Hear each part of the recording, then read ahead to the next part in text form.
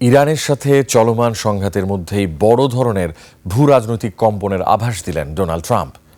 মিত্র দেশগুলো যুদ্ধে যোগ না দেয়ায় সামরিক জোট নেটো ত্যাগের ঘোষণা দেওয়ার পাশাপাশি জানিয়েছেন ইরানের প্রেসিডেন্ট সরাসরি তার কাছে যুদ্ধবিরতির প্রস্তাব পাঠিয়েছেন। তবে দেশটির পররাষ্ট্রমন্ত্রী আব্বাস আরাকচি জানান, যুক্তরাষ্ট্রের কাছে যুদ্ধবিরতির কোনো প্রস্তাব করেনি তেহরান। অন্যদিকে ইয়েমেন থেকে ইসরায়েলে তৃতীয়বারের মতো ব্যালিস্টিক ক্ষেপণাস্ত্র হামলা চালিয়েছে হুতি বিদ্রোহীরা। বিস্তারিত তাফসির ফিজার রিপোর্টে। নায়াসিনামাইড ও স্যালিসাইলিক সমৃদ্ধ লিলি ফেস ওয়াশ যা ফেসের ডেড স্কিন সেল দূর করে দেয় দ্বিগুণ ফাস্টার ব্রাইটেনিং। ব্রিটিশ সংবাদ মাধ্যম দ্য টেলিগ্রামকে দেওয়া সাক্ষাৎকারে বিস্ফোরক তথ্য দিলেন মার্কিন প্রেসিডেন্ট।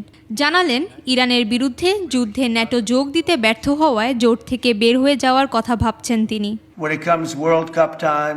এছাড়া নিজ সোশ্যাল মিডিয়া প্ল্যাটফর্মে দেওয়া বিবৃতিতে তিনি দাবি করেন, ইরানের প্রেসিডেন্ট স্বয়ং যুক্তরাষ্ট্রের কাছে যুদ্ধবিরতির অনুরোধ জানিয়েছে। তবে দেশটির পররাষ্ট্রমন্ত্রী আব্বাস আরাকচি ট্রাম্পের বিবৃতি নাকচ করে দেন। জানান, যুদ্ধবিরতির কোনো প্রস্তাব ইরানের পক্ষ থেকে করা হয়নি। এর আগে বুধবার সকালে সাইরেনের শব্দে কেঁপে উঠে দক্ষিণ ইসরায়েল। ইয়ামেন থেকে ধেয়ে আসা এক ঝাঁক ব্যালিস্টিক ক্ষেপণাস্ত্রের আঘাতে আতঙ্ক ছড়িয়ে পড়ে জনমনে। হামলার পরপরই দায় স্বীকার করেছে ইয়ামেনের হুতি বিদ্রোহীরা।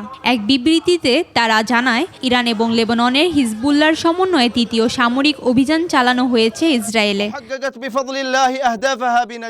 তবে ইসরায়েলি সেনাবাহিনীর দাবি, ইয়ামেন থেকে ছোড়া ক্ষেপণাস্ত্রটি তারা মাঝপথেই ধ্বংস করতে সক্ষম হয়েছে।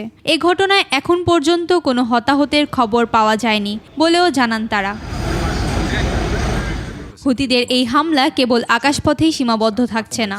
গোষ্ঠীটির প্রধান নেতা জানিয়েছেন, ইসরায়েল ও যুক্তরাষ্ট্রকে থামাতে তারা প্রয়োজনে বিশ্ব বাণিজ্যের অন্যতম ব্যস্ত পথ বাব আল মানদেব প্রণালী পুরোপুরি বন্ধ করে দিতে পারেন।